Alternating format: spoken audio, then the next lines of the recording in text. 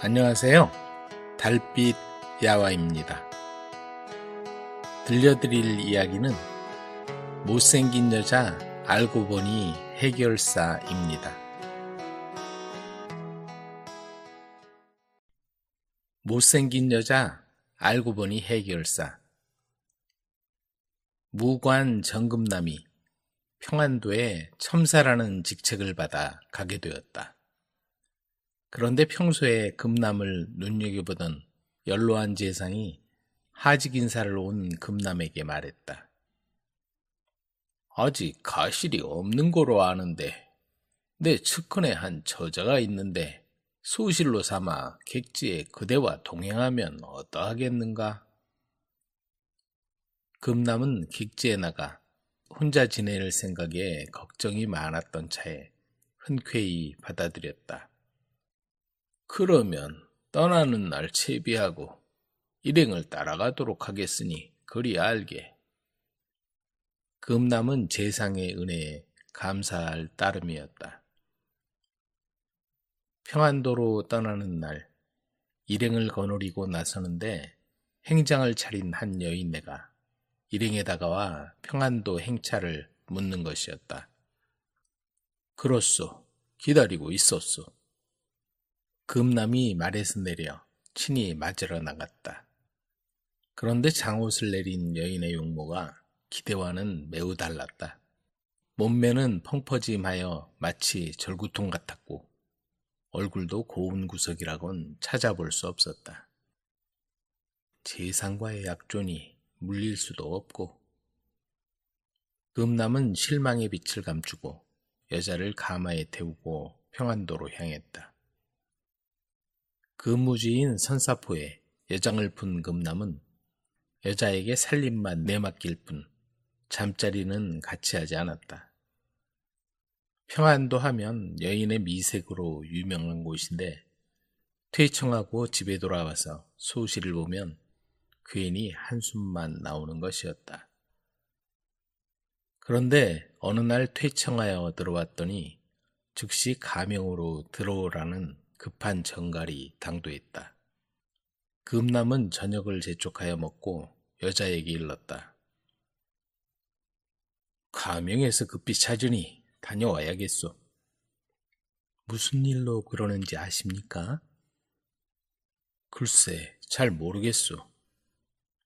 그러자 여자가 이르되 어려운 일이 있을 때 빠져나갈 방도를 알지 못하면 어찌 이 일을 해결하겠는지요? 하고 말하는 것이었다. 그게 무슨 소리요? 큰일이라도 있다는 거요? 금남이 그 말을 이상히 여겨 자세히 물었다. 그러자 여자는 예상이라도 한 듯이 닥치게 될 일을 설명하고 그 방도를 금남에게 자세히 일러주는 것이었다. 그러더니 마련해 두었던 무관 예복을 내어왔다. 이걸 입고 가십시오. 금남이 입어보니 한 땀 한 땀 훌륭하게 지어진 무관 제복이었다. 말을 재촉해 평안 가명에 당도한 금남은 즉시 평안 감사를 찾아갔다. 명나라 사신이 돌아가는 길에 은전 만냥을 준비해 주지 않으면 책임을 물릴 것이라 하니 이를 어쩌면 좋겠소? 첨사가 아니면 이 변을 막을 사람이 없을 것 같아 이리 급히 오라 하였소. 감사의 말에 금남은 매우 놀랐다. 여자의 예측이 정확하게 맞아떨어진 것이다. 금남은 즉시 비장 몇 사람을 불러 대책을 지시했다. 성내에 있는 집집마다 문 앞에 화약을 꽂았다가 연광정에서 축포가 3번 울리면 모두 불을 붙이도록 하시오. 그리고는 돌아갈 사신들을 위한 환송연을 연다고 연광정에 잔치를 베풀도록 했다. 드디어 연광정에서 명나라 사신들의 환송연이 열렸다. 아리따운 기생들이 사신들 옆에 앉아 교태를 부렸지만 돈독이 오른 그들의 관심은 다른 곳에 있었다. 감사, 은전 만냥은 준비되었어. 이깟 여응으로 때울 생각이요?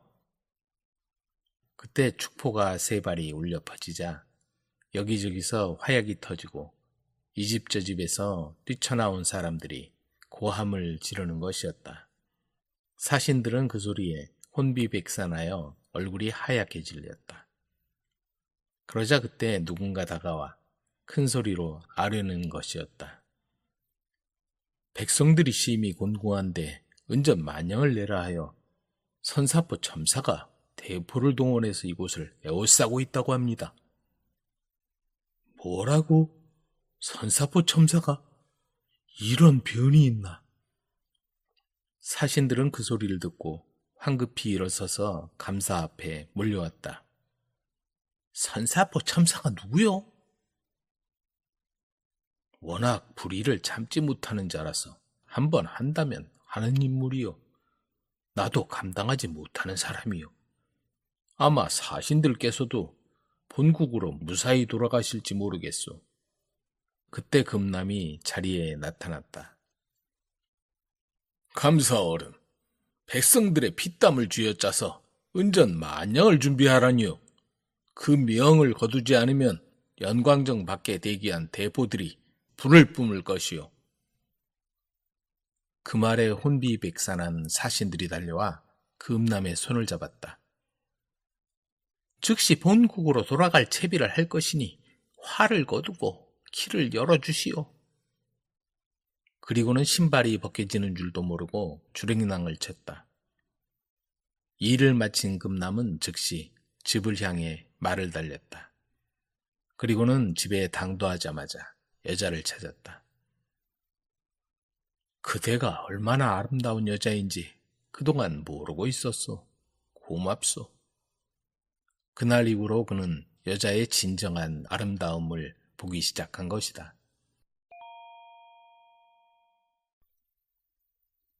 마을에 퍼진 이상한 소문. 지리산 자락에서 나무를 해서 팔아 홀어머니를 모시고 사는 김판석은 소문난 효자였다. 장가를 들어 처자를 거느리면서도 어머니를 모시는 일에 조금도 소홀함이 없었고, 그런 남편의 뜻을 받들어 아내도 시어머니 모시는데 최선을 다했다. 하지만 보릿고개를 넘다 보니 살림이 궁핍해지고 풀뿌리로 연명해야 하는 처지가 되었다. 무엇보다 날이 갈수록 노후의 기력이 떨어지는 게 가슴 아팠다. 어머니, 기운을 차리셔야 합니다. 그래, 난 걱정하지 말아라. 앞날이 창창한 너희들이나 배 곪지 말고 먹어야 할 텐데 걱정이구나. 끼니조차 먹지 못하는 가족 걱정에 눈시울을 붉히는 어머니의 얼굴을 보며 판석은 잠을 이룰 수가 없었다. 가뭄이 들어 땅은 쩍쩍 갈라졌고 그나마 있던 풀뿌리조차 말라 비틀어지고 있었다. 판석은 처자식보다도 연로한 어머니의 모습을 볼 때마다 눈물이 앞을 가렸다. 어머니가 점점 야위어 가는구나. 무슨 방법을 찾아야지. 이렇게 살다 큰일 나겠다. 지금까지 땅이나 파서 농사를 지며 살던 판석은 이 생각 저 생각 궁리를 하다가 더 이상 가족들이 굶는 꼴을 볼 수 없어 집을 나섰다. 그리고는 지리산 깎아지른 절벽에 암자를 짓고 기거하는 도사를 찾아가 머리를 조아렸다. 도사님, 먹을 것이 없어 풀뿌리로 연명하는 처지이온데 사냥이라도 해서 가족들을 건사하려 하오니 사냥수를 가르쳐 주십시오. 노모와 처자에게 고기라도 잡아서 주려 합니다. 도사는 찾아온 판석을 한참 쳐다보더니 책 한 권을 꺼내주었다. 자네의 효성이 지극하군. 이건 아무에게나 공개하는 비법이 아닌데 자네한테 특별히 공개하는 걸세. 하루아침에 사냥을 배울 수도 없으니 이걸 받도록 하게. 이게 뭡니까? 이 책엔 주문이 적혀 있다네. 그 주문을 외우면 사냥하는 능력을 얻게 될 걸세. 하지만 이걸 나쁜 데 사용하면 자네든 가족이든 불행을 당할 테니 오직 사냥하는 데만 사용하게. 절대로 욕심부리지 말고. 도사의 당부를 가슴에 새기며 판석은 책을 받아들고 집으로 돌아와 책장을 펴보았다. 그리고는 책에 적힌 대로 주문을 외웠다. 그랬더니 이게 무슨 조화인가. 팔다리에 털이 무성하게 자라더니 날카로운 발톱이 돋아나고 순식간에 무서운 호랑이로 둔갑하는 게 아닌가. 도사님이 주신 책이 호랑이로 둔갑하는 책이었어. 밑에 적힌 주문을 다시 외워보자. 그러자 이번엔 다시 사람으로 돌아오는 것이었다. 판석은 책만 있으면 산에 가서 사냥감을 잡아 노모와 처자를 먹일 수 있겠다는 생각에 마음이 기쁘기도 했지만 한편으론 호랑이가 되어 사냥을 한다는 두려움에 불안한 마음이 없지 않았다. 그래, 밤에 호랑이로 변해서 사냥을 해오자. 판석은 마루 밑 은밀한 곳에 도술책을 숨겨두고 밤이 되길 기다렸다. 그날 밤 늦은 시간에 판석은 몰래 일어나 책을 꺼내 주문을 외웠다. 그러자 판석의 모습은 온데간데 없고 커다란 호랑이가 나타났다. 호랑이가 된 판석은 책을 마루 밑에 숨기고는 깊은 산속으로 들어갔다. 호랑이가 된 판석의 첫 번째 사냥감은 살이 포동포동한 멧돼지였다.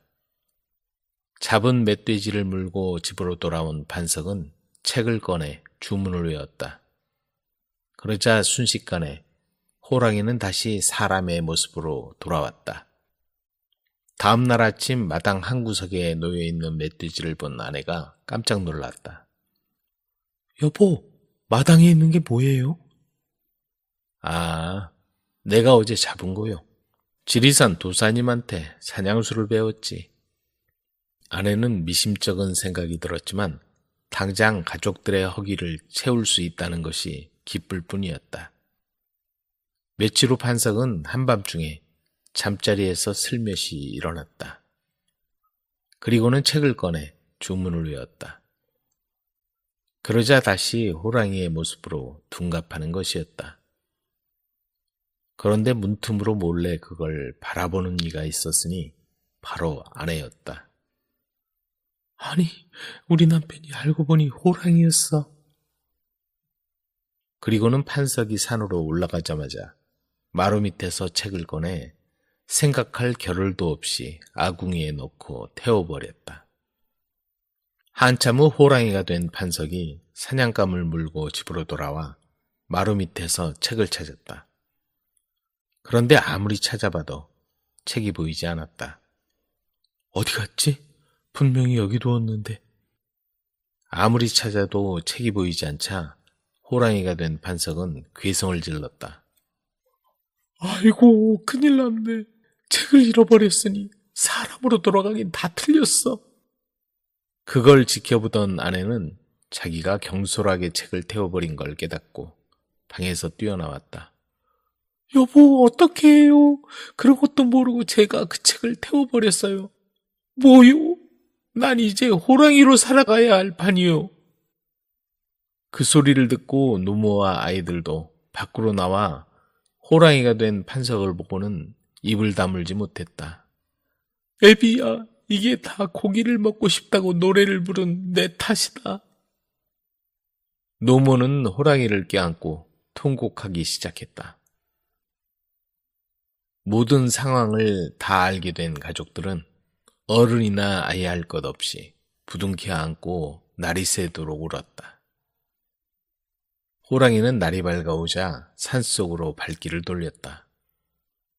안 돼요, 여보. 가지 말아요. 어쩔 수가 없어. 여기 있다간 사람들 손에 죽고 말 거요. 어머니, 부디 건강하세요. 그러더니 호랑이는 깊은 산속으로 모습을 감추었다. 아내는 자신을 원망하며 하루하루를 눈물로 보냈다. 호랑이가 된 판석은 그 뒤로는 다신 모습을 드러내지 않았지만 아침이면 마당에 어김없이 사냥감이 놓여 있었다. 얼마 후 그 마을에는 이상한 소문이 퍼지기 시작했다. 판석이가 집을 떠나 산적이 되었다는 것이다. 판석이가 산적이 되어 집에 돈을 보내준다는구먼. 어디서 돈이 났는지 매일 고깃국을 끓여 먹더라니까. 또 이런 소문도 있었다. 한밤중에 시꺼먼 짐승이 마당에 어린거리는 걸 본 사람이 있대. 섬뜩하구먼. 이런저런 소문이 사람들 입에 오르내리던 무렵 판석의 아내는 남장을 하고 집 떠날 채비를 했다. 어머니, 저 다녀오겠습니다. 나와 아이들만 두고 어딜 간다는 거냐? 너마저 잘못되면 어쩌려고? 걱정의 눈빛으로 만류하는 시어머니를 안심시키고 찾아 나선 곳은 암자에 기거한다는 도사였다. 갖은 고생 끝에 찾아간 암자에서 만난 도사 앞에 아내는 무릎을 꿇고 머리를 조아렸다. 저의 경솔함으로 주신 책을 태워버려 남편이 호랑이로 살아가고 있습니다. 부디 남편을 돌려놓을 방법을 일러주십시오. 천일 동안 기도를 드릴 수 있겠소? 하루라도 어긴다면 모든 게 수포로 돌아갈 것이오. 반드시 해내도록 하겠습니다. 이건 기도가 끝난 다음에 열어보시오. 그리고 호랑이가 내려오면 주문을 외우도록 하시오. 그러면서 아내에게 둘둘 말린 종이를 내밀었다. 그렇게 시작된 아내의 기도는 계절이 바뀌고 해가 바뀌어도 그칠 줄을 몰랐다. 그동안에도 호랑이는 어김없이 사냥감을 물어다 주었고 그 덕분에 가족들은 먹을 것 걱정 없이 살 수 있었다. 마침내 천일의 시간이 흘렀다. 남편을 사람으로 되돌려 놓겠다는 일념으로 지내온 시간이었다. 한밤중에 문 밖에서 들리는 희미한 호랑이의 발소리를 듣자 아내는 둘둘 말린 종이를 열어 주문을 외웠다. 온 가족은 가슴을 졸이며 그 모습을 지켜보았다. 잠시 후 놀라운 기적이 일어났다. 호랑이의 모습이 변하여 나무꾼 판석으로 돌아오게 된 것이다. 어머니, 여보, 내가 다시 돌아왔소. 그래, 얘야, 어서 오너라. 그동안 얼마나 고생이 많았느냐. 어머니의 주름진 얼굴에는 웃음꽃이 활짝 피었다. 여보, 돌아와서 정말 기뻐요. 이제 나무꾼 김판석으로 살겠소. 풀뿌리만 먹는데도 다신 호랑이로 돌아가지 않을 거요. 그들은 서로를 껴안고 한참 동안 눈물을 흘렸다. 그 소리에 잠들어 있던 아이들도 달려와 아버지를 힘껏 안았다. 쉽게 이룬 건 무너져서 대가를 치러야 할지도 모른다. 하지만 땀 흘리고 노력한 대가는 더디게 이루어질 수는 있지만 견고해서 무너지지 않는 법이다. 시어머니와 며느리. 옛날 어느 마을에 며느리를 잘 내쫓는 사나운 시어머니가 살고 있었다. 아들은 벌써 3번이나 결혼을 했는데 2번째 며느리에 이어 3번째 며느리도 또다시 진보다리를 이고 대문을 나섰다. 너 이년, 다시는 내 눈에 띄지 마라. 너 같은 년은 2번 다시 보기 싫다. 뒤에서 들려오는 시어머니의 가시돋친 말에 며느리는 하염없이 눈물만 흘릴 뿐이었다. 시어머니는 일찍 과부가 되었지만 천석군 재산을 물려받아 외아들을 금이야 오기야 키우며 살아왔다. 아들이 15살이 되었을 때 첫째 며느리를 맞아들였는데 한평생 맺힌 한을 며느리에게 쏟아내며 며느리를 들들 볶았다. 이렇게 시작해서 시어머니는 며느리를 줄줄이 쫓아내버렸다. 아들이 곧불이라도 들면 며느리에게 삿대질을 하며 말했다. 천연히 우리 귀한 아들 진을 뺏어 그래.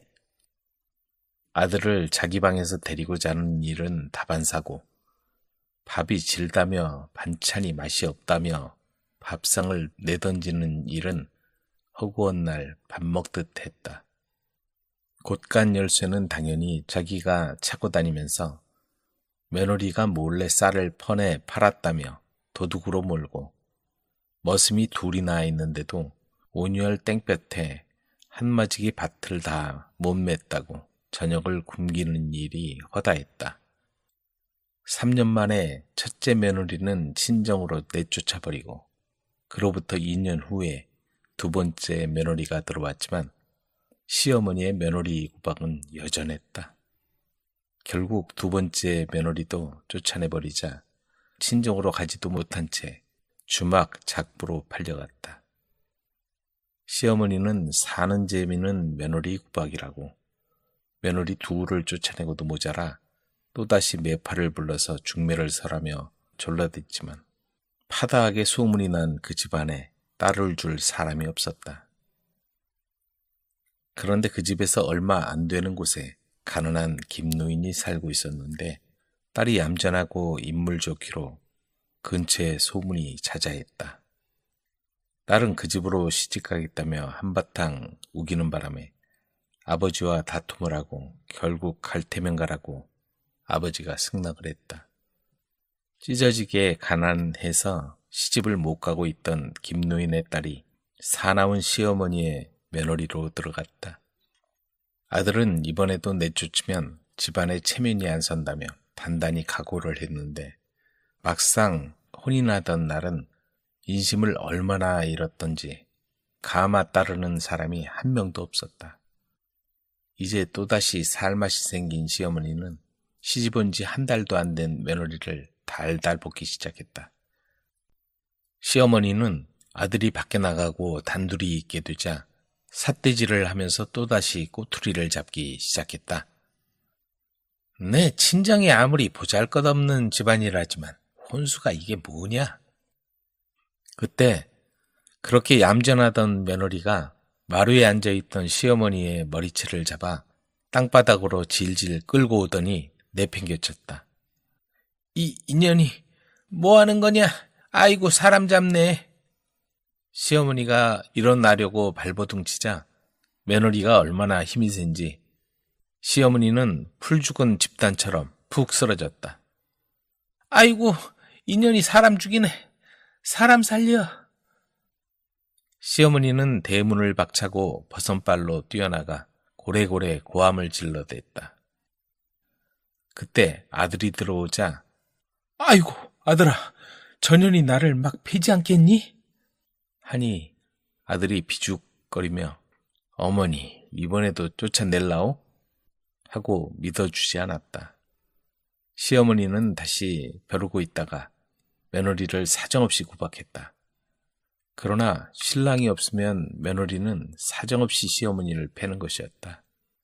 이번에는 문을 박차고 나가 며느리가 시어머니를 때린다고 고래고래 고함을 지르며 동네 우물가로 갔다. 빨래를 하던 이웃 아낙네들이 킥킥거리며 수군거렸다. 저 여자 벌써 며느리 쫓아낼 궁리를 하는구먼. 시어머니가 아무리 말해도 도대체 믿는 사람이 없었다.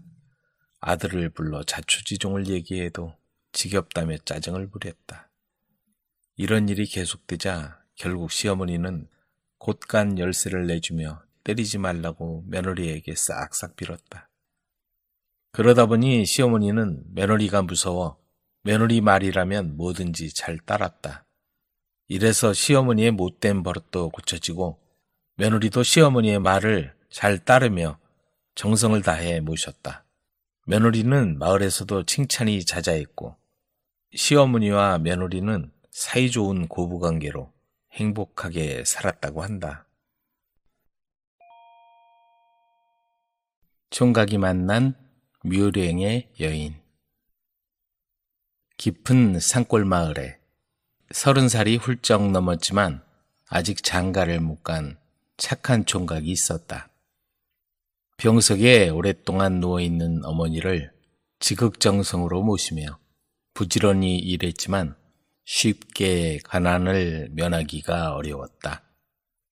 병석에 누워있는 어머니를 모시고 있는 가난한 총각에게 시집올 아가씨도 없을 뿐더러 장가들 미천도 없었다. 어머니는 아들이 장가도 못 가고 저렇게 혼자 사는 게 본인 탓이라며 눈물을 흘렸다. 그러나 아들은 어머니 그런 말씀 마세요. 어머니가 계셔서 얼마나 든든한지 몰라요. 오래오래 사셔야 해요.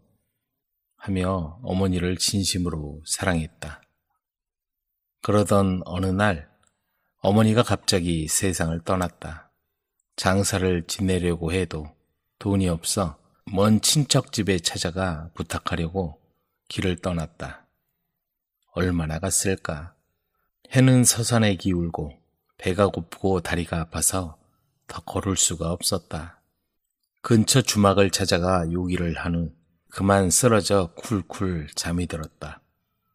총각은 잠을 자면서도 어머니의 장례를 치를 일이 걱정이 되었는지 잠꼬대를 해댔다. 어머니 장례는 어떻게 치러야 한단 말인가. 30이 훌쩍 넘었는데도 장가도 못 가고 난 불효자구나.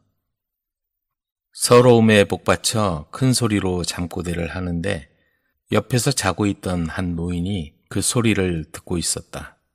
노인은 잠꼬대를 듣고는 불쌍한 생각이 들어서 총각이 잠을 깨자 물어보았다. 지난밤에 잠꼬대를 심하게 하던데 그게 사실이요? 노인이 진지하게 묻자 총각은 머리를 긁적이더니 자기 신세를 한탄하며 말했다. 그렇습니다, 어르신.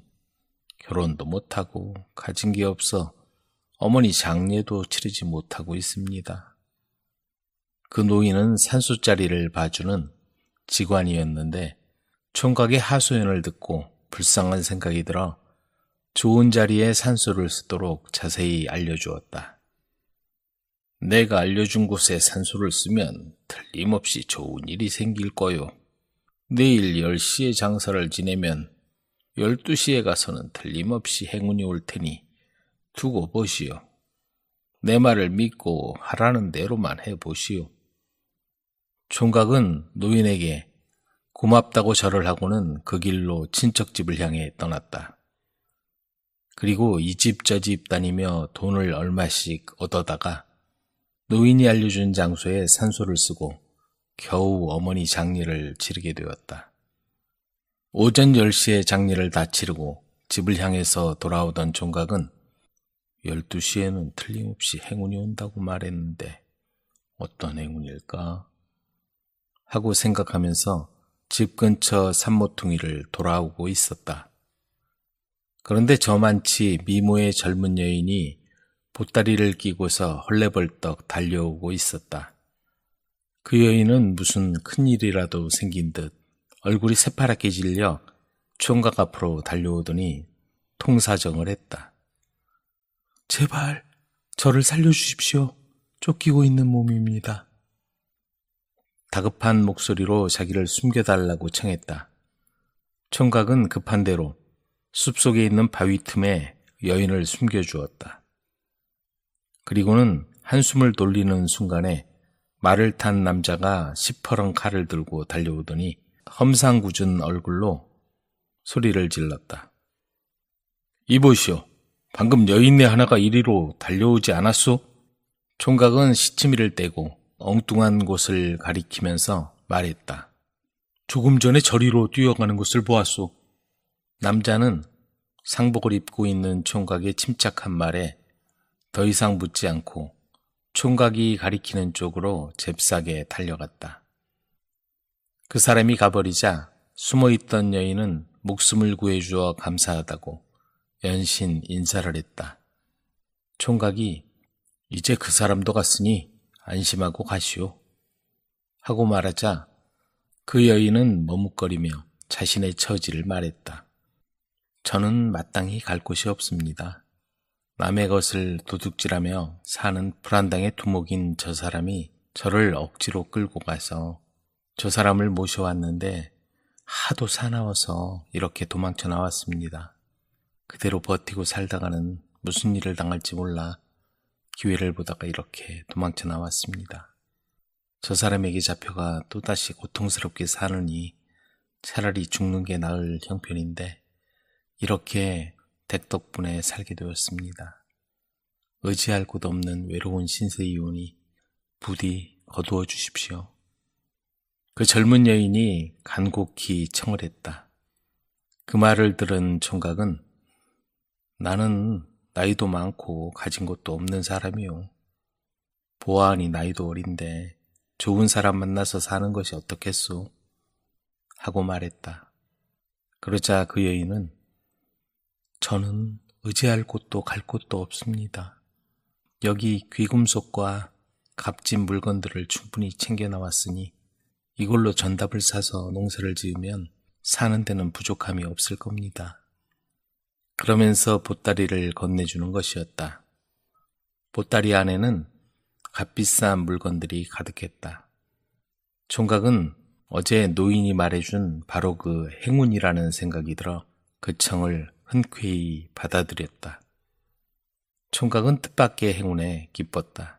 그리고 아름다운 여인을 숨겨둔 덕분에 장가도 가고 아들, 딸 낳고 평생 부족함 없이 행복하게 잘 살았다. 하늘이 맺어준 사랑. 힘이 장사요. 활을 잘 쏘고 무예에도 뛰어난 김천수란 총각이 있었다. 다들 글 공부에 열중할 때 그는 말을 타고 무예를 익히기에 힘썼다. 그리고 나이 20이 되자 무과에 응시하려고 길을 떠났다. 하지만 산속에서 길을 잃고 말았다. 밤이 깊어 산길을 한참 헤매다 보니 산 아래에 기와집이 보였다. 주변에 오두막도 한두 채 보였지만 모두 침묵에 쌓여 있었다.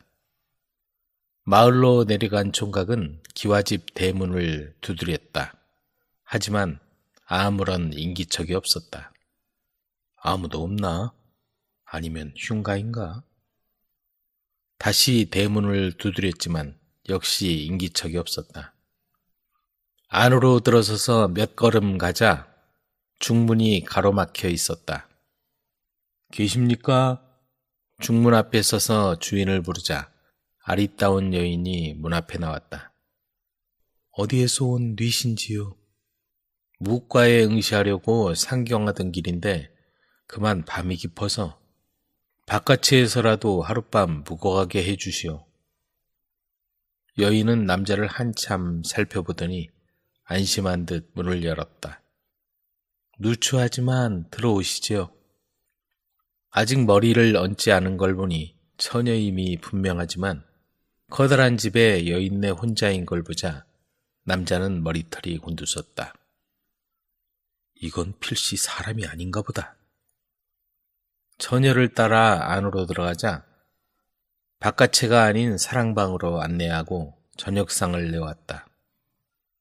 길을 헤매느라 몹시 시장했던 남자는 개눈 감추듯 순식간에 밥을 먹어치웠다. 그러자 다시 두려움이 밀려왔다. 그는 용기를 내서 처녀에게 물었다. 그대는 귀신이요, 사람이요? 처녀는 그 말을 듣고는 눈물을 흘리며 자신의 처지를 털어놓았다. 전 양반의 자손으로 부모님과 부유하고 평안하게 살아왔습니다. 그런데 갑자기 포악한 자가 저를 아내로 삼겠다고 찾아왔습니다. 커다란 덩치에 항우 장사 같은 자였지요. 저는 물론 부모님도 완강하게 거절했지요. 여러 차례 찾아와 요구했지만 거절당하자 그 자는 부모님과 집안 식솔, 바깥에 사는 몇몇 사람들까지 차례로 해치고 말았습니다. 그런데 아가씨는 어떻게 무사할 수 있었죠? 제가 그에게 말했죠. 외진 곳이라 도망칠 방법도 없으니 난 댁의 소나기에 있는 거나 다름없어. 마음을 정리할 며칠간의 말미를 주시오. 하고 말입니다. 전 스스로 세상을 떠나려 했습니다. 하지만 원수를 갚지 못한 채 그럴 수도 없었지요. 그럼 그자는 어디 있습니까? 산속에 은신처가 있다고 들었습니다. 내일 날이 새면 찾아올 겁니다. 제 기도를 듣고 하늘이 당신을 보내주신 게 틀림없습니다. 제발 저의 원수를 갚아주십시오. 걱정하지 마시오. 반드시 내가 낭자의 원수를 갚아주겠소. 남자는 사랑채에 누웠으나 잠을 이룰 수가 없었다. 다음 날 이른 아침 길목을 지키던 김천수 앞에 그자가 모습을 드러냈다. 멈춰라! 넌 누구냐? 적수가 없다고 오만방자하던 악당도 김천수 앞에서 맥을 주지 못했다. 치열한 격투 끝에 악당 산길로 쫓겨가기 시작했고 벼랑 끝에 이르러 발을 헛디딘 악당은 아래로 떨어지고 말았다. 이제 끝났소이다. 걱정할 것 없소. 남자가 돌아와 말했다. 제 생명의 은인이시며 원수를 갚아주신 은혜를 그 무엇으로 보답하겠습니까? 부디 저를 아내로 삼아주십시오. 비록 갑자기 만난 인연이지만 하늘이 우리를 맺어준 게 틀림없소. 그대를 위해 최선을 다하겠소. 그렇게 그들은 부부의 연을 맺었다. 여자의 부모가 남겨준 재산이 넉넉해 사는 데는 지장이 없었다. 여자는 남편을 위해 최선을 다해 뒷바라지했고 마침내 남자는 묵과에 급제하고 관직이 올랐다. 그리고 아내에게 최선을 다하며 행복하게 살았다. 칼과 도둑들. 언제적 일인지 모를 정도로 아득히 먼 이야기다. 깊은 숲속에 가난한 농부 부부가 아들과 살고 있었다. 그 무렵 나라가 매우 어지러웠다. 나라 안에는 도둑이 들끓어 착한 사람들이 살아가기에 매우 어려웠다. 사람들이 입는 옷은 말할 나위도 없거니와 속옷에 달린 단추 한 개까지도 도둑 맞을 정도로 도둑들이 극성을 피웠다. 이런 이유로 이야기의 주인공인 칼 소년도 속옷 한 벌 입어보지 못한 채 자라났다. 칼은 청년이 되자 결심하고 물건을 찾아오기로 했다. 내가 그 나쁜 도둑놈들을 쫓아가서 빼앗긴 물건들을 모두 찾아와서 물건의 주인들에게 나누어 주겠어요. 아버지와 어머니는 이 말을 듣고 깜짝 놀랐다. 칼, 내가 그 엄청난 일을 정말 해낼 수 있으리라고 생각하니? 말도 안 돼. 도리어 도둑한테 잡혀서 죽음을 당할 테니 아예 그런 생각이랑 하지 마라. 아버지와 어머니는 이렇게 말하면서 말렸지만 칼의 굳은 마음은 돌아서지 않았다. 마침내 칼은 집을 떠났다. 벌거숭이 몸을 드러내고 다 떨어져 밑창도 없는 구두를 신고 나섰다. 칼은 계속 걸었다. 나흘째 되던 날은 심한 폭풍우가 휘몰아쳐 왔다. 바람이 세차게 불고 진눈깨비가 마구 내렸다. 너무나 심한 폭풍우라 눈을 제대로 뜨고 있을 수도 없었다. 한 치 앞도 잘 보이지 않는 길을 칼은 비틀비틀 걸어갔다. 빗속을 한참 걸어가고 있는데 멀리 희미한 불빛이 하나 보였다. 칼은 그 불빛을 향해서 부지런히 걸었다. 바람이 심하기 때문에 몸이 점점 앞으로 구부러져 마침내 등을 새우처럼 둥글게 하고 걸었다. 칼은 그럭저럭 불이 비치고 있는 데까지 다가갔다. 그 집은 칼의 생각보다는 훨씬 크고 멋있는 집이었다. 그리고 아주 훌륭한 벽난로에서 장작불이 타오르고 있었다. 쾅, 쾅, 쾅, 쾅. 칼은 대문을 세게 두드렸지만 대답이 없었다. 그래서 문을 밀고 안으로 들어갔다. 흠뻑 젖은 몸을 흔들어 물방울을 털었다. 방을 둘러보니 벽에는 칼, 도끼 등 여러 가지 무기들이 질비하게 걸려 있으면서 마룻바닥에는 큰 나무 상자가 놓여 있었다. 그 속에는 돈이 가득 들어 있었다. 이곳이 바로 도둑의 소굴인가 보다. 칼은 그렇게 생각했다. 그러나 그 집에는 하얀 앞치마를 입은 할머니 한 사람뿐 아무도 없었다. 할머니는 백조 털로 만든 칫솔로 돈을 한 장 한 장 닦고 있었다. 할머니 안녕하세요. 오늘 하룻밤만 저를 재워주실 수 없을까요? 폭풍우가 너무 심해서 더 이상 갈 수가 없어서 그럽니다. 칼은 공손히 부탁하였다. 그렇지만 얘야, 너를 이 집에서 재워줄 수 없단다. 그 이유는 밖에 눈보라보다 이 집 안이 몇 배나 더 무섭기 때문이야. 할머니는 타이르듯 이렇게 대답했다. 왜요, 할머니? 이 집에 사는 사람들은 모두 도둑놈들이란다. 모두 다 나쁜 사람들이야. 나도 오래전 겨우 걸음마를 하던 그때 이놈들한테 붙잡혀 왔단다. 이 할멈은 지금까지 쭉 그놈들의 밥을 해주고 이렇게 돈을 낚아주고 하면서 사는 거야. 너도 이런 곳에서 꾸물거리고 있다가는 혼날 테니 어서 돌아가도록 해라. 괜찮아요. 전 죽는 것은 조금도 무섭지 않으니까요. 이렇게 말하면서 칼은 옆방으로 들어갔다. 방에는 돈이 산더미처럼 쌓여 있었다. 칼은 침대에서 도둑들이 돌아오기를 기다리고 있었다. 얼마 후 도둑들이 말을 타고 돌아왔다. 돌아오자마자 누가 와 있느냐고 물었다. 그 자식은 돈을 얼마나 가지고 있는 것 같던가? 도둑 중에 하나가 물었다. 가지고 있기는 거지나 매한 가지던데 속옷 하나도 입지 못하고 있던걸. 이 말을 듣자 도둑들은 큰 소리로 웃었다. 그러면 이 집에서 태어난 거와 같군. 다른 도둑이 이렇게 말했다. 도둑들은 칼을 당장에 죽여버릴 것인지 아니면 내일 아침까지 벽장 속에 가두어둘 것인지 하는 문제를 의논하기 시작했다. 칼은 상황을 알아차리고 지금이 바로 그 기회다 싶어 침대에서 내려와 도둑 앞에 나섰다. 부탁입니다. 저를 부하로 삼아 주십시오. 어릴 때부터 저의 꿈은 기운센 도둑이 되는 것이었답니다. 제발 부탁입니다, 여러분. 이렇게 되면 얘기가 좀 달라지는데 도둑들의 세계에선 들어오는 동지를 환영하거든. 하고 도둑들은 칼에게 한 가지 시험을 해보고 이 시험에 합격이 되면 그들 패거리에 넣어주기로 하였다. 그 시험이라는 것은 다음과 같은 것이었다. 그곳에서 그리 멀지 않은 곳에 아주 좋은 소를 3마리 가진 농부가 살고 있는데 그 농부는 다음 날 그중 한 마리를 시장에 내다 팔려고 한다는 것이다. 그러니 만일 칼이 그 소를 시장으로 팔러 가는 도중에 빼앗아 올 수만 있다면 그의 부탁을 한번 들어주겠다는 것이었다. 좋아요. 반드시 성공해 보이겠어요. 칼은 그렇게 자신 있게 말했다.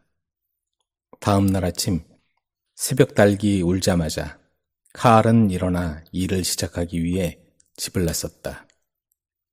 가지고 간 건 은장식이 붙어있는 아주 귀여운 구두 한 짝뿐이었다. 이 구두는 도둑들의 집 방바닥에 굴러 떨어져 있는 것을 주워온 것이다. 칼은 농부가 소를 끌고 지나가는 길까지 와서 그 구두를 길 한가운데 던져두고는 길가 큰 나무숲에 숨어 기다렸다. 이윽고 농부가 소를 끌고 왔다. 농부는 길 한가운데 굴러있는 구두를 발견했다. 참 이쁜 구두구나. 한 짝마저 있으면 우리 마누라한테 가져다 줄 텐데. 그러면 그 잔소리꾼도 오늘만은 나한테 다정한 말로 고맙다고 하겠지? 이렇게 중얼거리면서 농부는 한숨 지었다. 이 농부의 부인은 워낙 무섭고 사나운 성미였기 때문에 아침부터 저녁까지 무슨 불평이 그리 많은지 항상 투덜거리거나 악을 쓰며 화를 잘 내는 여자였다. 그러나 어떻게 할 방법이 없었다. 구두는 한 짝밖에 없었으니 말이다. 농부는 별 수 없이 구두를 그대로 길에 버려두고 걸었다. 농부의 모습이 사라지자마자 숲에서 나온 카알은 그 구두를 주워서 지름길로 달려갔다. 그러고는 농부를 앞질러 가서 구두를 또 길 가운데 던져두었다. 농부는 또 한 짝의 구두가 떨어져 있는 것을 보자 몹시 약이 올랐다.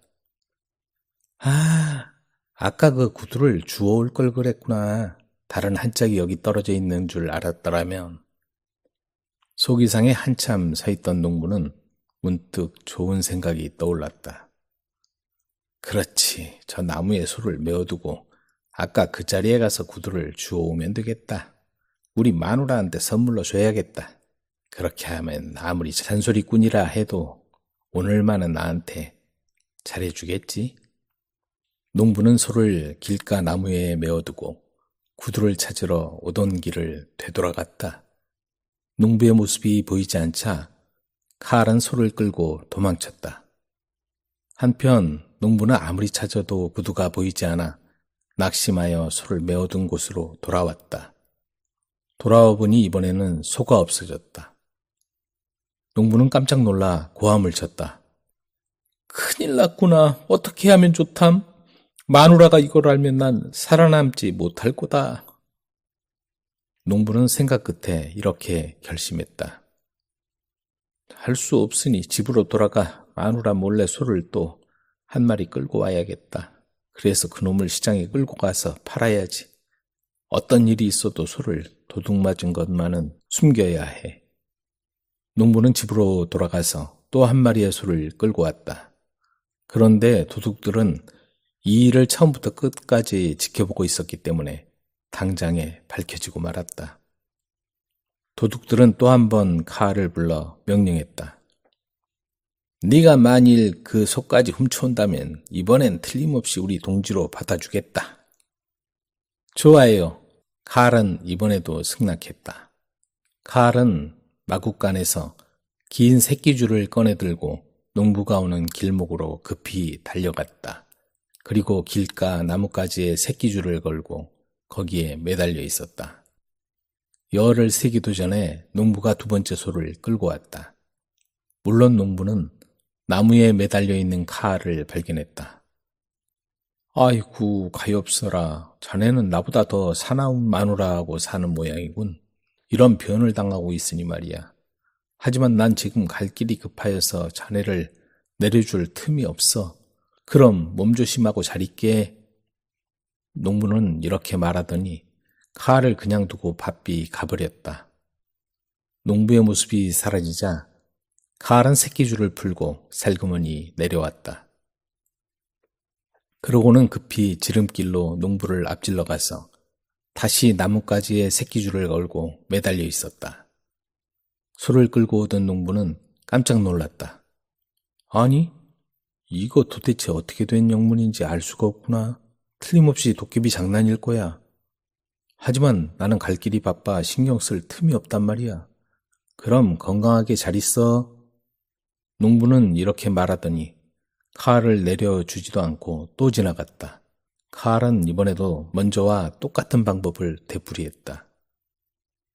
정말 알 수 없는 일이구나. 또 사람이 나무에 매달려 있으니 말이야. 틀림없이 도깨비 장난이야.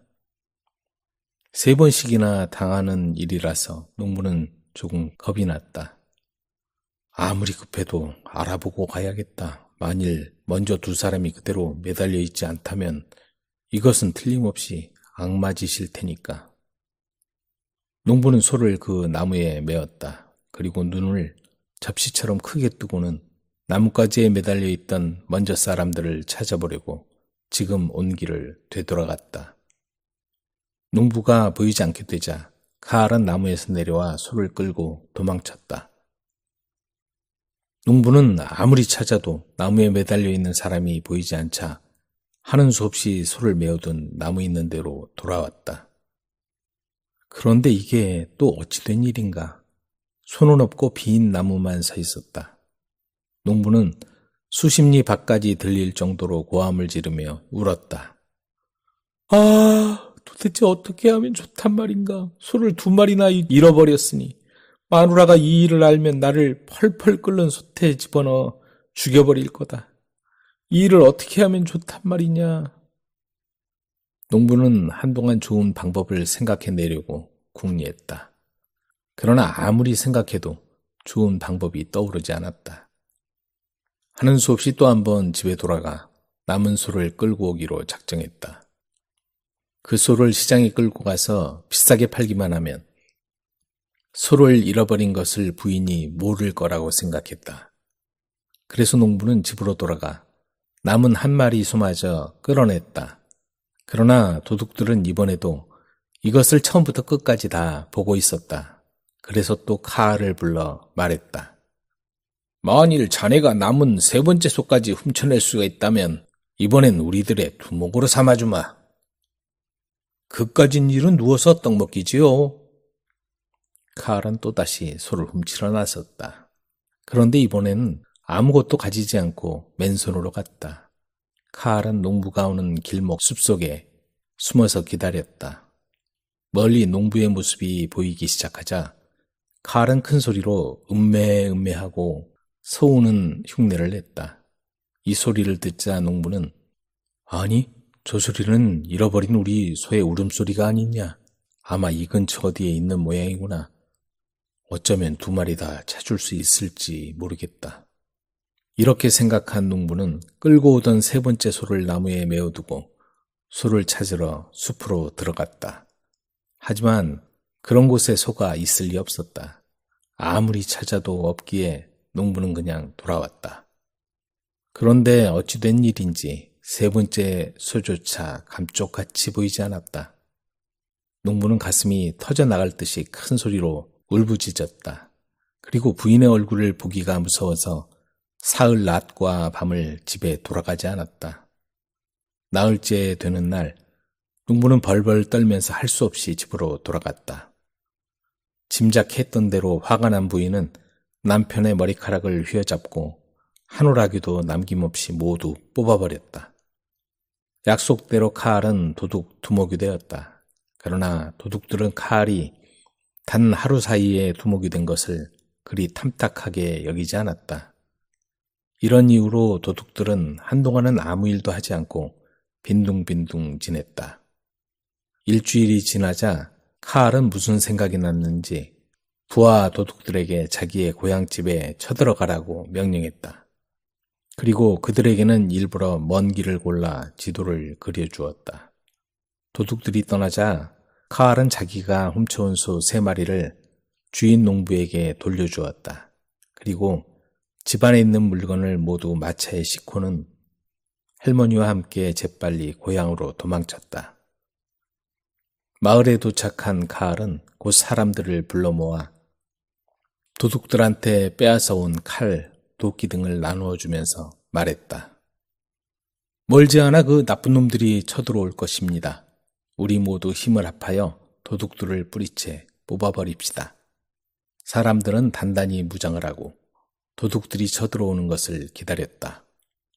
드디어 도둑들이 쳐들어오자 마을 사람들은 일제히 고함을 지르면서 달려들어 힘껏 싸웠다. 그 때문에 대부분의 도둑들이 죽었다. 겨우 몇 명 남은 도둑들은 넋을 잃고 멀리 도망쳤다. 카알은 나무 상자 속에 가득 들어있는 돈을 마을 사람들에게 나누어 주고 남은 돈은 카알이 챙겼다. 부자가 된 카알은 행복하게 살았다. 자루에서 나온 페리나. 배나무를 가진 남자가 해마다 배나무에서 4자루씩 배를 따서 왕에게 바쳤다. 그런데 언젠가는 수확이 적어 배를 3자루 반밖에 따지를 못했다.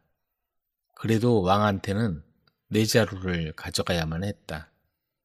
어떻게 하면 4자루를 채울까 고민하다가 막내딸을 자루 속으로 들어가게 하고 그 위에 배와 이파리를 덮어놓았다. 그리고 그 자루를 궁전 주방으로 가져갔다. 막내딸은 자루에서 나와 재빨리 몸을 피했다. 막내딸은 그렇게 숨어 있다가 배가 고파 가져간 배만 먹어대고 있었다. 시간이 지나자 하인들은 배가 줄어드는 걸 알게 되었다. 생쥐나 두더지가 있나 본데? 살펴봐야겠구나. 주방장이 자루를 젖히니 막내딸이 웅크리고 앉아 있었다. 거기서 뭐 하는 거냐? 주방장이 호통을 치자 막내딸은 용서를 구하며 자루와 함께 딸려온 이유를 설명했다. 마음씨 착한 주방장은 문제 삼지 않고 이리 와서 주방일을 거들어라 하며 용서해 주었다. 사람들은 막내딸을 페리나라고 불렀다. 페리나는 아름답고 아주 영리한 아가씨였다. 다른 주방 하녀들보다 일도 잘하고 상냥해서 사람들에게 사랑을 받았다. 왕에게는 페리나와 비슷한 또래의 왕자가 있었는데 페리나와 친하게 지냈다. 그 때문에 하녀들은 페리나를 질투하기 시작했다. 처음에는 자기들끼리 수군거리다가 나중에는 대놓고 싫은 내색을 했다. 그러더니 마침내 페리나가 마귀 할멈한테 보석을 받았다고 자랑을 하고 다닌다는 엉뚱한 소문을 퍼뜨리기 시작했다. 그 소문이 왕한테까지 들어가게 되었다. 그래서 왕은 페리나를 불렀다. 마귀 할멈한테 보석을 받았다고 자랑을 하고 다닌다는 게 사실이냐? 아닙니다. 거짓말입니다. 그 일에 대해서 아는 것이 없습니다. 페리나가 대답했다. 하지만 왕이 말했다. 아니다. 분명히 보석을 가지고 있을 거야. 보석을 가져오너라. 왕은 보석을 가져오라고 페리나를 궁전에서 쫓아내버렸다. 쫓겨난 페리나는 계속해서 길을 걸어갔다. 마침내 밤이 되었다. 가는 도중에 사과나무와 복숭아나무가 보였다. 그래도 걸음을 멈추지 않고 계속 걸었다. 한참 가다가 배나무가 보이자 그 나무 위에 올라가서 잤다. 아침이 되자 그 배나무 아래 노파가 서 있었다. 귀여운 아가씨, 그런 데서 뭐하고 있니? 페리나는 자기가 당한 일을 들려주었다. 그럼 이 돼지기름하고 빵하고 밀 이삭을 줄 테니 받아라. 노파가 말했다. 페리나는 고맙다는 인사를 하고 또다시 길을 걸었다. 한 곳에 이르자 가마솥을 걸어놓은 아궁이가 있었고 여자 셋이서 머리를 풀어헤치고 가마솥에 머리를 감고 있었다. 하지만 가마솥이 더러워 감을 수가 없었다. 페리나가 밀이삭을 주었다. 그러자 여자들은 그걸로 가마솥을 깨끗하게 닦았다. 그리고 페리나를 지나가게 해주었다. 그리고 또 얼마를 걸어가니까 커다란 개 3마리가 지저대기도 하고 마구 달려들기도 했다. 페리나는 빵을 주고 거기를 지나갈 수 있었다. 그리고 또 얼마를 걸어가니 피처럼 붉은 물이 흐르는 강가에 이르게 되었다. 페리나는 어떻게 그 강을 건널지 몰랐다. 그러나 그때 노파의 목소리가 들려왔다. 아름다운 물아, 내가 급하지만 않다면 수프를 만들어 마실 텐데. 그 말에 물이 말라버렸고 강을 무사히 건너갈 수 있었다. 강 건너편에 이르자 세상에 다신 없을 것 같이 거대하고 아름다운 궁전이 보였다. 하지만 가까이 가자 열려있던 문이 들어갈 수 없게 저절로 닫혀버렸다. 페리나가 대문을 열었다 닫았다 하는 부분에 돼지 기름을 쳤더니 문이 잠시 열렸다가 다시 천천히 닫혔다. 그 틈에 페리나가 안으로 들어갔다. 안으로 들어간 페리나는 테이블 위에 보석 상자가 놓여 있는 걸 보았다. 그걸 가지고 밖으로 나오려고 하자 보석 상자가 말을 하기 시작했다. 문아, 그 여자를 없애버려라. 아니, 그럴 수 없어. 기름이 말라 버렸는데 기름을 쳐주었으니까. 문이 대답했다. 페리나가 강가에 이르자 보석 상자가 말했다. 강아, 여자를 빠지게 해줘. 아니, 빠지게 할 순 없다. 나를 보고 아름다운 강이라고 칭찬을 해주었으니까. 강이 대답했다. 커다란 개가 있는데 이르자 보석 상자가 말했다. 개야, 그 여자를 잡아먹어라. 그러자 개들이 아니, 잡아먹을 수 없다. 빵을 주었으니까. 하고 대답했다. 가마솥을 걸어놓은 아궁이가 있는데 이르자 여자를 태워라, 태워. 하고 보석 상자가 말했다. 그러자 여자들은 아니, 그럴 수 없다. 우리한테 미리삭을 주어 머리를 깨끗하게 감을 수 있게 해주었으니까. 하고 대답했다. 궁전 가까이 이르자 상자 속에 무엇이 들었는지 궁금해 열어보았더니 금 암탉이 금 병아리를 데리고 튀어나왔다. 하지만 워낙 빨리 달아나서 미처 따라갈 수가 없었다. 페리나가 뒤를 쫓아갔지만 사과나무가 있는 데를 지나가도 보이지 않고 복숭아 나무가 있는 데를 지나가도 마찬가지로 보이지 않았다. 배나무가 있는 데를 지나자 지난번 나타났던 노파가 손에 치찍을 들고 닭한테 모이를 주고 있었다. 그러더니 금 암탉과 금 병아리들을 상자 안으로 몰아 가두었다. 상자를 들고 궁전으로 돌아오자 왕자가 페리나를 찾아왔다. 왕께서 상으로 무엇을 줄까 물어보시거든 지하실에 있는 석탄 상자를 달라고 대답해요. 하고 왕자가 말했다. 페리나는 왕에게 금 암탉과 금 병아리를 내주었다. 네가 원하는 걸 말해 보아라. 무엇이든지 다 줄 테니. 왕이 말했다. 그래서 페리나는 지하실 속에 있는 석탄 상자를 주셨으면 합니다. 하고 대답했다. 석탄 상자를 받아서 열어보았더니 그 속에 숨어있던 왕자가 튀어나왔다. 그러자 왕은 페리나와 왕자가 결혼하게 되었다고 몹시 기뻐했다. 달의 어머니가 준 선물. 남자에게 2명의 부인이 있었고 그 2명에게는 딸이 각각 1명씩 있었다. 쿠키는 나이가 많은 부인의 딸이었고 덕후는 더 젊은 부인의 딸이었다. 남자는 젊은 부인과 그녀의 딸 덕후를 더 사랑했다. 딸들은 어머니를 그대로 닮았다.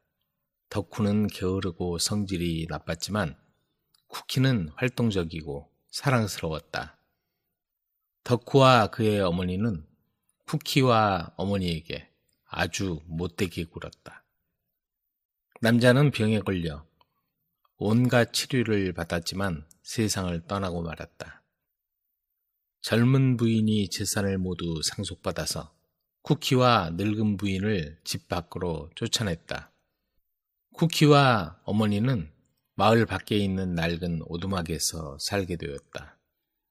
모녀는 실을 자아내서 끼니를 이어갔다.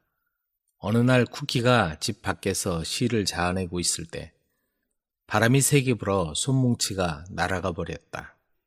쿠키가 따라갔지만 잡을 수 없었다. 절망에 빠져 울고 있을 때 바람 속에서 목소리가 들려왔다. 쿠키야, 울지 말고 나를 따라오너라.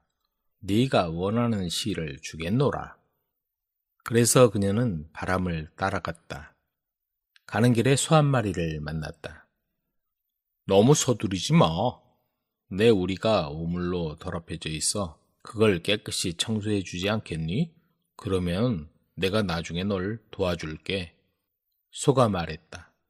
쿠키는 우물에서 물을 길어와 빗자루를 가지고 소 우리를 깨끗이 청소해 주었다. 바람은 쿠키가 다 끝낼 때까지 기다려 주었다. 청소를 마친 후 바람과 함께 가던 길을 계속 갔다. 그러던 중 나무를 만났다. 쿠키야, 어디를 가고 있니? 잠시만 멈춰서 내가 똑바로 설 수 있도록 내 몸에 있는 덩굴들을 내려주지 않겠니?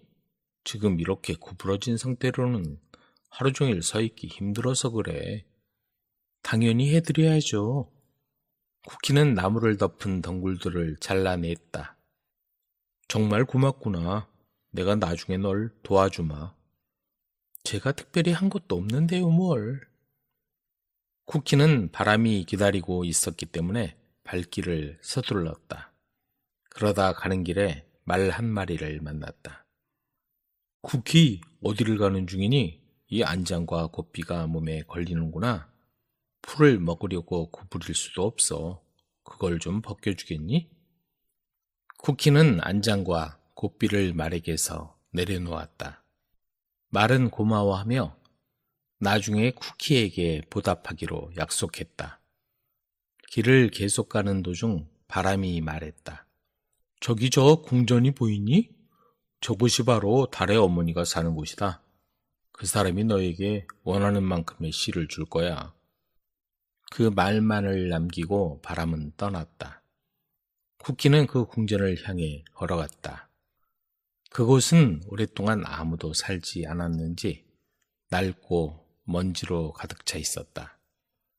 쿠키는 무서운 생각이 들어 궁전 앞에서 한참 망설이다가 들어갔다.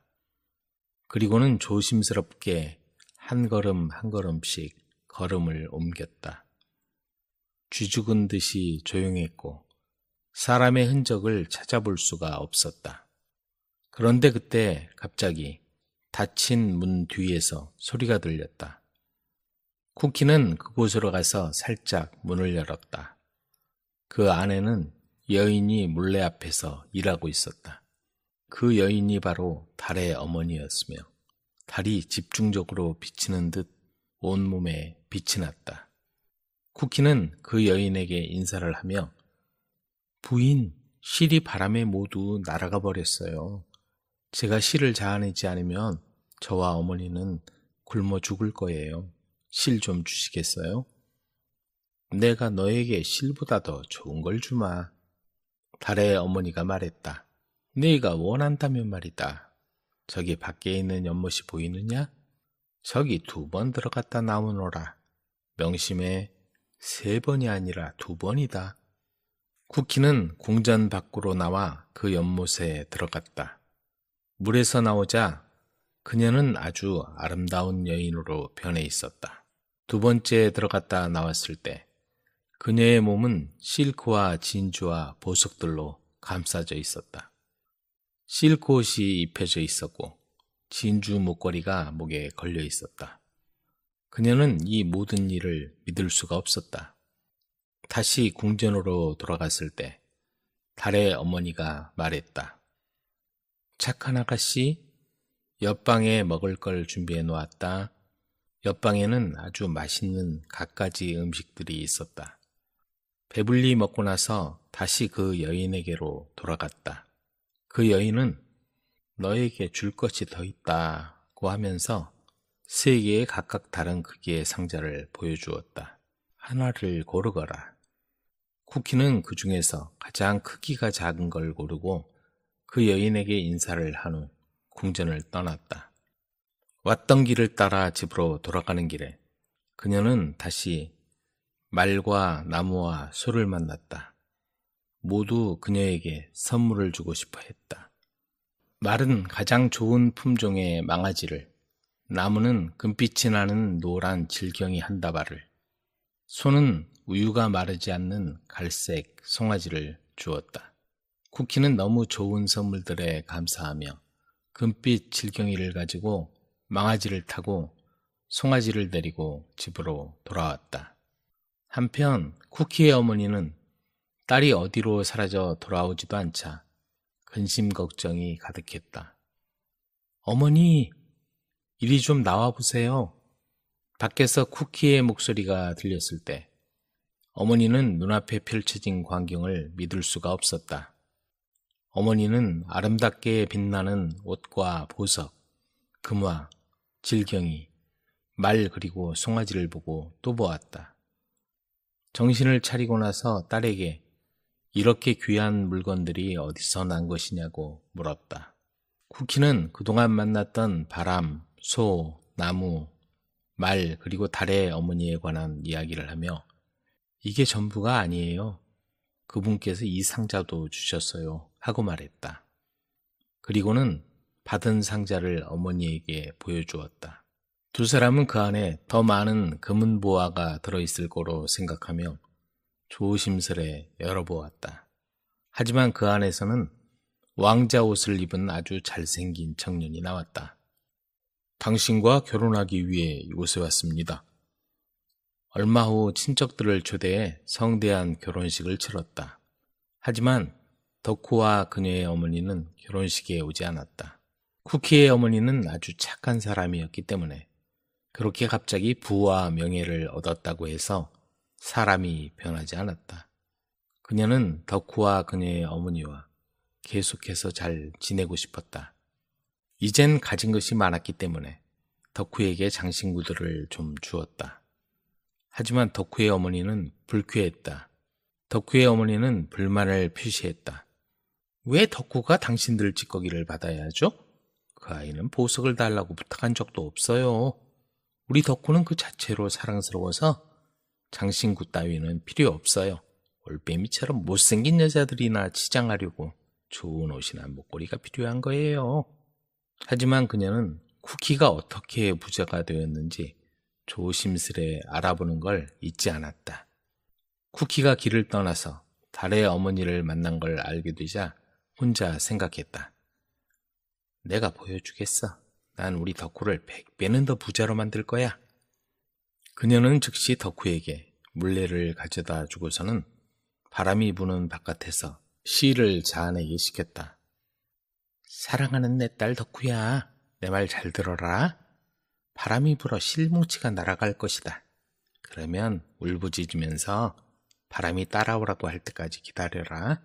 가는 길에 만나는 사람들에게 예의 바르게 대하는 것도 잊지 마라. 달의 어머니를 만날 때까지는 바람이 데려가는 대로 가거라. 어머니가 말씀하신 대로 할게요.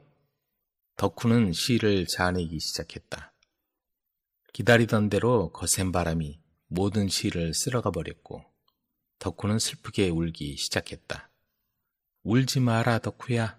나를 따라오면 내가 원하는 시를 다 주겠다.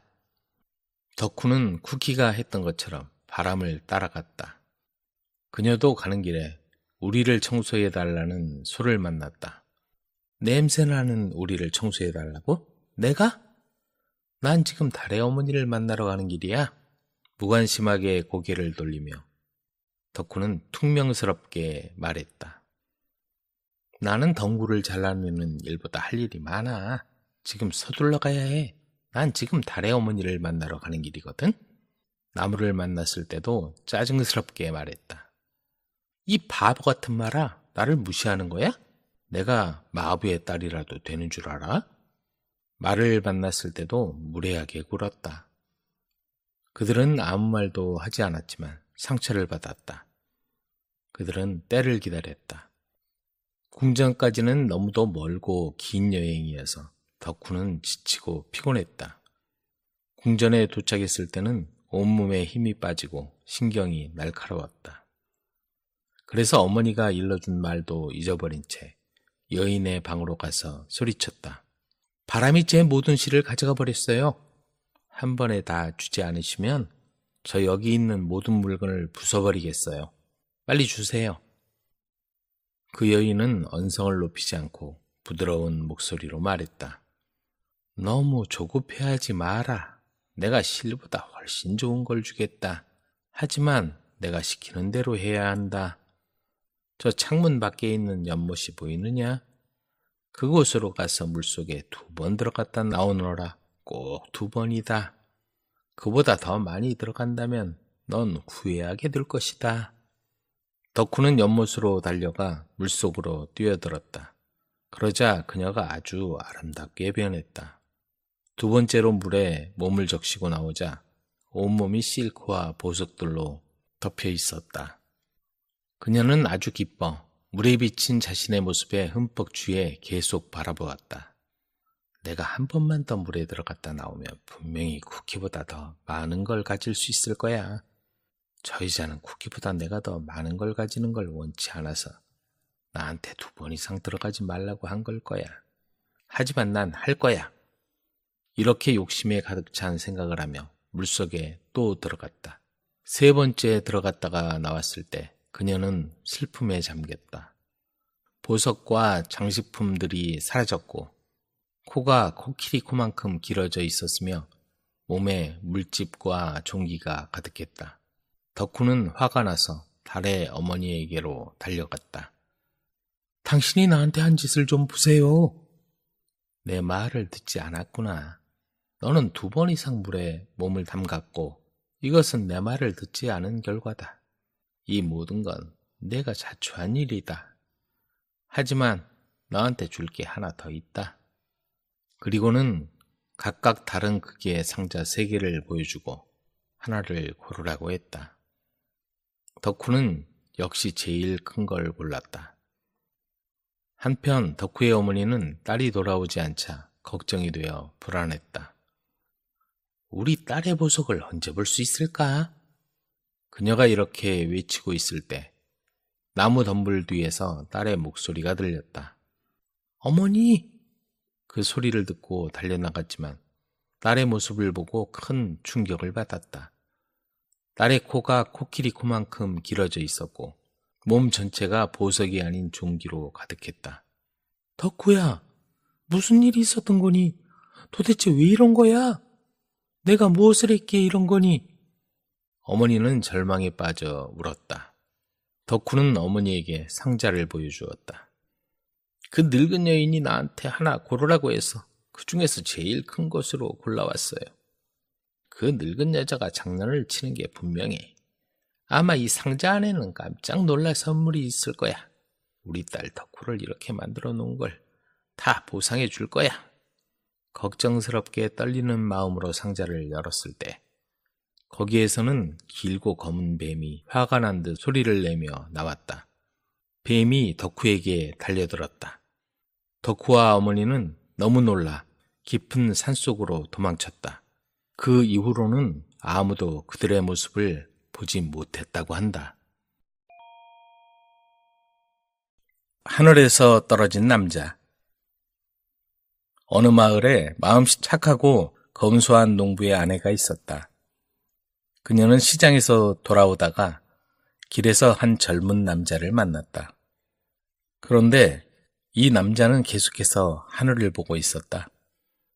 하늘에 뭐가 보이나? 그렇게 생각하며 부인은 그 남자에게 가까이 가서 물었다. 여보세요? 왜 허공을 올려다보는 거예요? 거기에 무슨 일이 일어났나요? 부인, 전 지금 하늘에서 떨어졌어요. 그리고 지금 입구를 찾고 있어요. 그러니까 당신이 하늘에서 떨어졌다면 저 위에 있는 길을 잘 알겠네요? 물론이죠. 그럼 당신은 작년에 죽은 내 아들 키즈를 알겠네요? 키즈가 부인의 아들이에요? 저한테 그를 아느냐고 물으셨죠? 부인, 그는 저와 제일 가까운 이웃이에요. 굉장하군요. 내 아들이 어떻게 지내고 있어요? 아주 잘 있어요. 하지만 지난주에 그는 불평을 늘어놓고 있었죠. 자기 양말이 다 해졌다고요.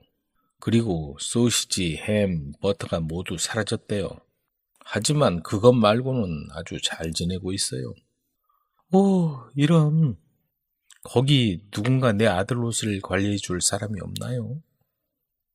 아니요. 하늘에서는 자기 옷은 자기가 관리해요. 아들이 소시지랑 버터를 살 수는 없나요? 아니요. 그것들을 살 수는 있지만 모든 게 너무 비싸요. 그래서 거기서는 무엇을 살 여유가 없죠. 이제 죽은 사람인데 키즈가 아직도 가난하게 살아야 한다니 너무 심하네요. 아들에게 뭔가 해주고 싶어요.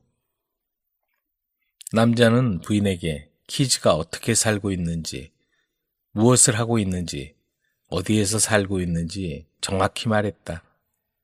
마침내 그는 가야 한다며 안 그러면 하늘로 돌아갈 때 늦을 것이라고 말했다.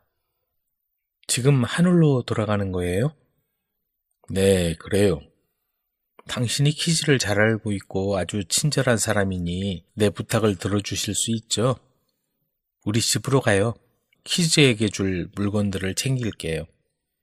키즈를 위한 것이라면 하겠어요. 하지만 전 아주 오랫동안 멀리서 고생하게 될 거예요. 그들은 함께 농가로 갔다.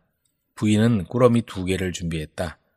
하나는 하늘에서 떨어진 그 남자에게 줄 거였다. 아주 친절해서 주는 것이다. 또 하나는 키즈에게 줄 거였다. 부인은 아들에게 줄 돈가방을 남자에게 맡겼고 남자는 돌아가려고 길을 떠났다. 저 이웃이 집에 가면 키즈는 아주 행복할 거야. 아마 키즈는 저 남자에게 여기 있었던 일을 듣겠지. 부인은 남자가 시야에서 보이지 않을 때까지 지켜보았다. 부인은 키즈가 그 꾸러미를 받았는지 알 수가 없었다. 얼마 전에 누군가 이런 얘기를 해주었는데 하늘에서 떨어진 그 남자는 아직도 하늘 입구를 찾지 못했다고 한다. 반딧불이 공주의 구원자들. 아주 먼 곳에, 그리고 오래전, 아주 오래전에 요정들이 살던 시절에 위대하고 강력한 반딧불이 왕이 살고 있었다. 이 반딧불이 왕은 현재의 파리들과 같은 날개를 가지고 있었고 몸통 또한 같은 꼴이었다. 단 한 가지 다른 점이 있다면 그는 요정 반딧불이었다. 또한 머리에는 밤이 되면 별과 같이 환한 빛을 발하는 눈이 부실 정도로 아름다운 왕관을 쓰고 있었다. 이 반딧불이 왕은 넓은 강의 한가운데에 있는 화려한 궁전에서 살고 있었다. 성은 거대한 연꽃으로 장식되어 있었고 이보다 더 아름답고 섬세한 거주지는 어디에서도 찾아볼 수 없었다. 이 반딧불이 왕의 가장 사랑스럽고 소중한 보물은 바로 그의 딸인 세상 누구보다도 아름다운 공주였다. 왕은 자신의 딸이 너무나도 자랑스럽고 사랑스러워 다른 이들이 그녀를 함부로 쳐다보지도 못하게 했다. 그래서 자신의 아름다운 연꽃성의 분홍빛 꽃잎 안에 숨겨놓았다. 꽃잎 안에서 공주는 날마다 점점 더 아름다워져 갔다.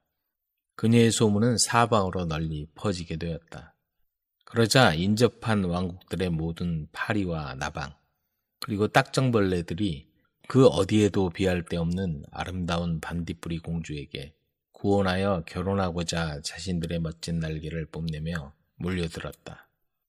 하지만 이 반딧불이 공주는 자신의 아름다움에 지나치게 자만했고 그걸 자랑으로 여기고 있었다. 하루는 어머니에게 이렇게 말했다.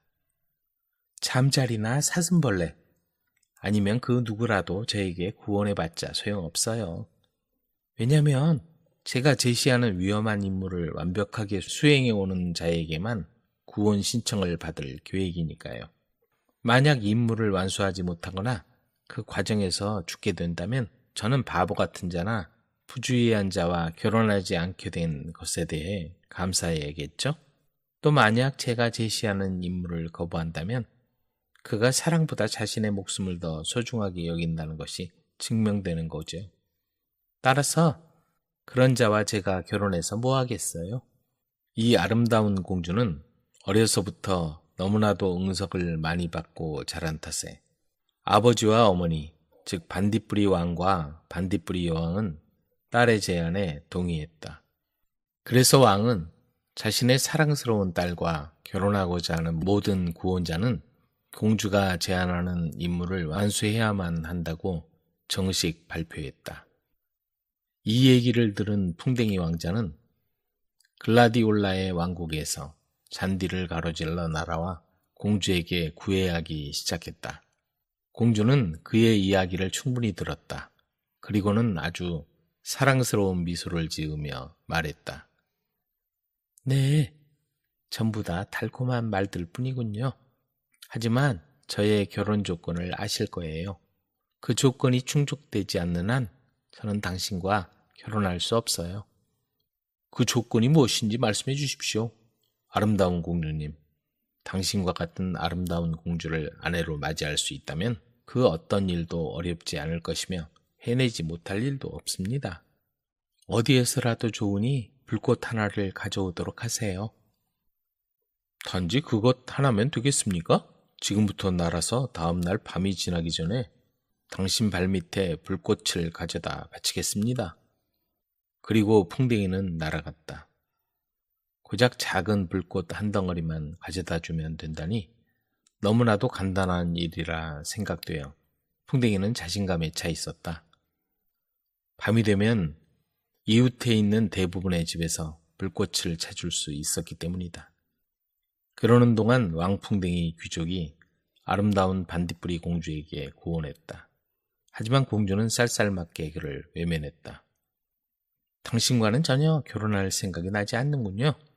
하지만 좀 불꽃이 갖고 싶어서, 너무나도 갖고 싶어서 미칠 지경이에요. 당신이 나를 위해 위험을 무릅쓰고 그 임무를 수행해낼 수 있을 만큼 용감한지 진심으로 알고 싶군요. 밤낮으로 찾아보도록 하겠습니다. 당신이 원하는 것을 손에 넣는 그날까지 말입니다. 그 후 반딧불이 공주는 또 한 명의 구원자를 받는 중이었다. 그 또한 눈부시게 아름다운 구원자였다. 초록빛과 황금빛이 어우러진 미광의 빛을 발하는 복장의 잠자리 백작이었다. 잠자리 백작은 자신의 매력으로 공주를 현혹해 불꽃과 같은 어리석은 상상 따위는 잊어버리도록 할 계산이었다. 하지만 반딧불이 공주는 그의 말에는 조금도 관심을 보이지 않으며 단지 미소만 지은 채 말했다.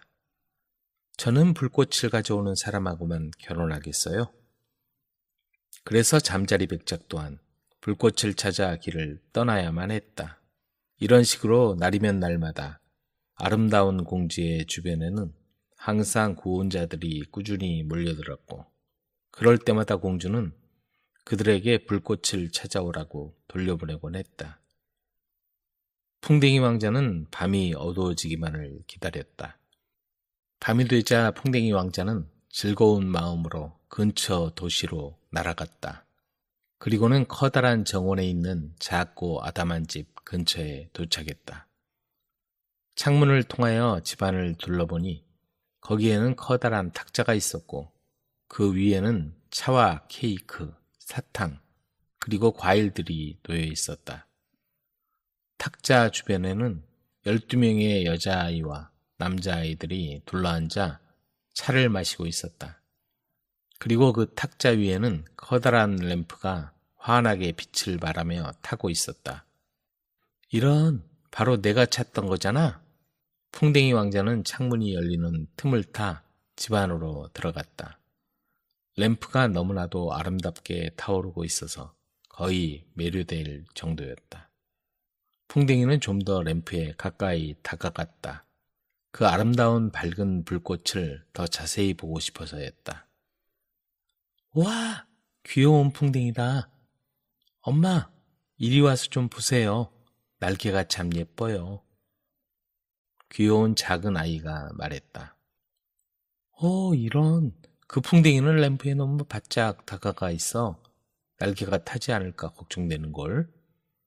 다른 아이가 말했다.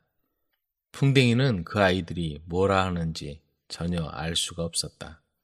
하지만 그는 지금 자기가 그렇게도 바라던 목표에 점점 더 가까워지고 있었다. 여기에는 아름다운 불꽃이 있고 그것을 공주에게 가져다 주면 그녀가 얼마나 좋아할 것인가 라는 생각에 풍뎅이는 마침내 용감하게 불꽃을 잡으려고 돌진했다. 아, 그런데 이게 웬일인가. 풍뎅이는 자신의 날개가 픽픽거리며 타들어가는 것을 느낄 수 있었다. 이제 그는 더는 날 수가 없었다. 그리고는 힘없이 탁자 위로 떨어지고 말았다. 풍뎅이는 아이들이 서로 주고받는 대화를 들을 수 있었다. 바보 같은 풍뎅이 같으니라고 램프 속으로 뛰어들다니. 예쁜 날개들이 다 타버렸잖아.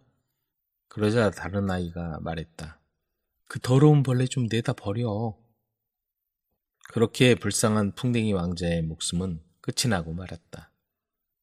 또 한 명의 구원자인 각신아방은 어느 오후 무렵 펄럭거리며 이리저리 날아다니다가 어떤 방에 들어가게 되었다. 그 방은 처음에는 아무것도 보이지 않을 정도로 칠흑 같은 어둠으로 가득했다. 그러다 나방은 커다란 발광성 물체를 감지하게 되었다. 그 불빛은 길고 푸른 불꽃으로 변했다. 언뜻 보기에는 건포도로 가득 채워져 있는 커다란 그릇에서 나오는 불빛인 듯 했다. 그 주위에는 무엇인가 열중한 채 웃는 작은 얼굴들이 보였고 너도 나도 할 것 없이 그릇에다 손가락을 찔러 확 타오르는 건포도를 꺼내고 있었다. 각신아박은 이러한 광경을 상당한 관심을 갖고 한참 동안 지켜보고 있었다. 왜냐면 연꽃 왕국에서는 이러한 스냅드래곤 놀이를 하지 않기 때문이다. 그러다 나방은 문득 이것이야말로 불꽃을 가져갈 수 있는 절호의 기회라고 생각했다. 그리고 자랑스러운 왕자의 이름으로 단언했다. 나방은 그릇 주위를 얼마 동안 날아다녔다. 하지만 누구도 그의 존재에 대해서 신경을 쓰는 것 같지가 않았다. 모두 건포도를 꺼내 먹느라 정신이 없었다. 나방에게는 불꽃을 가져오는 일이 너무나도 쉽게 보였다. 그래서 용감하게 그릇 안으로 날아들어갔다. 아, 세상에. 불쌍한 나방은 그만 까맣게 타버리고 말았다. 건포도와 거의 구별이 안 될 정도였다. 반딧불이의 구원자들은 불꽃을 구하려고 시도했고 그럴 때마다 모두 차례대로 실패하고 말았다. 어느 날 밤에는 사슴벌레가 고양이의 눈에서 초록빛 불빛이 바라는 모습을 보고 그것을 잡으려고 했으나 그 결과 고양이에게 잡혀먹혔다. 사슴벌레는 신경이 있는 대로 날카로워진 고양이의 간식거리로 목숨을 마감하고 말았다. 모험심이 강한 딱정벌레는 어느 늦은 저녁 무렵 해변을 어슬렁거리고 있었다. 그러다 물고기 몇 마리가 그곳에 놓인 채 불타는 듯한 빛을 발하는 모습을 보게 되었다. 그래서 딱정벌레는 그 반짝거리는 비늘을 하나 뜯어서 자랑스럽고도 기쁜 마음으로 길을 떠났다. 딱정벌레는 드디어 그토록 불꽃을 갖고 싶어하던 공주가 자신의 손안에 들어왔다고 확신했다. 연꽃 왕국으로 가던 도중 딱정벌레는 사슴벌레와 마주치게 되었다. 그런데 사슴벌레도 무엇인가 빛나는 물체를 가지고 있었다. 사슴벌레 또한 아름답지만 변덕이 심한 이 반딧불이 공주를 열렬히 사랑하고 있었던 것이다. 사슴벌레는 공주에게 불꽃을 가져다 줄 수만 있다면 자신의 날개쯤은 희생할 각오를 하고 있었다. 사슴벌레는 몇 차례의 실패 끝에 커다란 나무 기슭에서 기묘하게 생긴 오래된 나무 조각을 발견하게 되었다. 이 나무 조각에서는 희미하지만 밝은 푸른빛이 새어나오고 있었다. 사슴벌레는 아주 조심스럽게 그 나무 조각에 다가갔다. 그러나 그 나무 조각에서 아무런 열기도 느껴지지 않자 사슴벌레는 뛸 듯이 기뻤다. 그래서 데이지 않고 불꽃을 가지고 갈 수가 있었다. 서둘러 연꽃성에 가서 공주에게 당당히 결혼 신청을 하려는 순간 비슷한 용건으로 그곳을 향하고 있던 딱정벌레와 마주치게 된 것이다. 둘은 잠시 동안 멈춰서서 서로 노려보았다. 둘이 동시에 반딧불이 공주와 결혼할 수는 없는 일이었다. 그것만은 확실했다. 그래서 그 문제에 대해 잠시 얘기를 해본 결과 싸워서 한 명이 질 때까지 결투하기로 했다. 칠흑과 같은 어둠이 흐르고 있었지만 생선 비늘과 나무 조각에서 발하는 빛만으로도 싸움하기에 충분했다. 둘은 각자 발견한 불빛들을 바닥에 내려놓고 본격적으로 진정한 딱정벌레식 결투에 들어갔다. 둘은 서로 몸집과 체격이 비슷했기 때문에 싸움은 상당히 오랜 시간 동안 지속했다. 동쪽 하늘에는 이미 여명이 떠오르고 있었다. 둘은 다음 교전을 대비하여 잠시 쉬기로 했다. 그런데 바닥에는 푸른 빛을 발하던 두 개의 작은 불꽃 대신 더러운 생선 비늘과 일그러진 나무 조각만이 덩그러니 놓여있을 뿐이었다. 인광성 물질이 여명과 함께 사라져버렸다.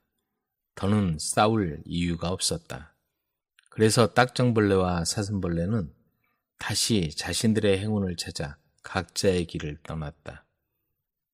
한편 반딧불이 공주는 그녀의 아름다운 성에서 수많은 구원자 중 아무라도 빨리 돌아왔으면 하는 헛된 기대를 하며 기다리고 있었다. 그러다 풍뎅이 왕자의 비참한 운명에 관한 얘기를 듣게 되자 공주는 슬픔에 차서 눈물을 흘렸다. 사실 반딧불이 공주는 풍뎅이 왕자가 마음에 들었다. 그리고 그 후에도 많은 이들이 그녀에게 구원을 청하러 올 때면 풍뎅이 왕자에게 우선권을 주었다. 여왕은 이러한 딸이 우는 모습을 보고 이제 그만 없었던 일로 하자고 설득했다. 하지만 이러한 설득도 아무 소용이 없었다. 공주는 매우 완고했고 어설프게 암호하거나 결혼하려 들지 않았다. 구원자들의 줄이 끊이지 않고 계속되었지만 모두 가망 없는 임무만을 떠맡은 채 성을 떠났다. 어느 날 멋쟁이 나비가 장미덤불의 가시로 목숨을 끊으려고 하고 있었다. 불꽃을 구하지 못하여 너무 낙담을 한 나머지 그런 결심을 하게 된 것이다. 그러다 목숨을 끊으려고 했던 나뭇가지 바로 밑에서 무엇인가 반짝이는 물체를 발견하게 되었다. 그때 그가 느낀 기쁨이란 말로 표현할 수 없었다. 저게 뭘까? 다치게 하진 않을까? 멋쟁이 나비는 그렇지는 않을 것으로 생각했다. 왜냐하면 그 물체는 태양 아래에서 너무나도 아름답게 빛나고 있었다. 그건 바로 고리 모양의 금이었다. 멋쟁이 나비는 좀 더 가까이 다가갔다. 타버릴 염려는 없었다. 그렇다면 그 다음 문제가 걱정이었다. 이걸 공주에게 어떻게 가져가지? 금반지는 그가 혼자서 운반하기에는 너무나도 무거웠다. 금반지를 운반할 궁리를 하는 동안 그는 발걸음 소리를 들었다. 그리고는 잠시 뒤 어린아이가 외쳤다. 와! 이럴 수가! 이것 좀 보세요. 여기 엄마가 잃어버린 다이아몬드 반지가 있어요. 이걸 찾다니 정말 운이 좋았어요.